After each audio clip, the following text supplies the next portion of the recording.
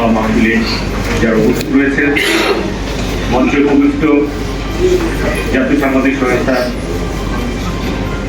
সম্মানিত প্রেসিডেন্ট, মহাসচিব, নীতি নির্ধারণী পরিষদের প্রেসিডেন্ট, মহাসচিব এবং বিভিন্ন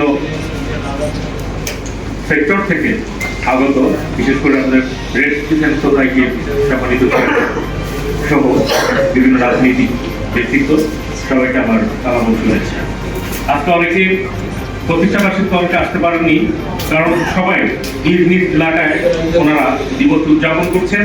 তাছাড়া একটা রমজানের দিন আমরা বরাবর এটা বড় ভেন্যু নিয়ে আমরা এটা পালন করে থাকি। এবার রোজা থাকায় সংক্ষিপ্ত করা হয়েছে। ইনশাআল্লাহ আমরা পরবর্তী সময় বা অনুষ্ঠানে আমরা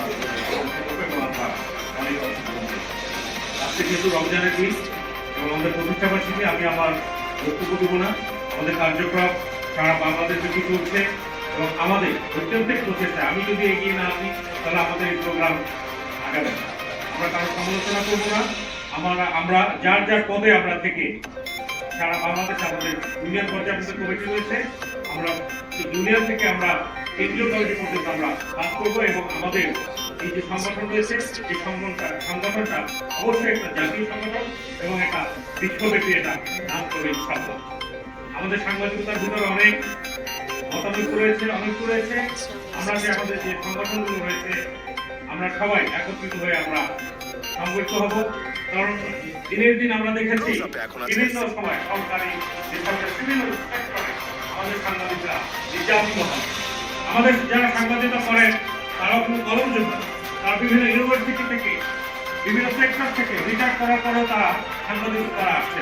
তো তারা কেন অবহেলিত হবে? অনেকে মনে করেন যে সাংবাদিকতা তাদের পেটে ভাত নাই। না, এখানে অনেক সাংবাদিকতা রয়েছে যারা ইন্টারন্যাশনাল পর্যায়ে বিভিন্ন কাজ করেন। তো আমাদের মন মানসিকতা অবশ্যই উচ্চ থাকতে হবে। আমরা নিজেদেরকে কখনো ছোট না করি। আমাদের ব্যক্তিত্ব আমরা ধরে রাখবো, আমাদের পরিচয়, আমরা জাতি বিবেক, সাংবাদিকতা রাষ্ট্রের চতুর্থ স্তম্ভ, আমরা গর্ববোধ করি। সবাই ভালো থাকবেন। আবারও সবাইকে রমজানের শুভেচ্ছা।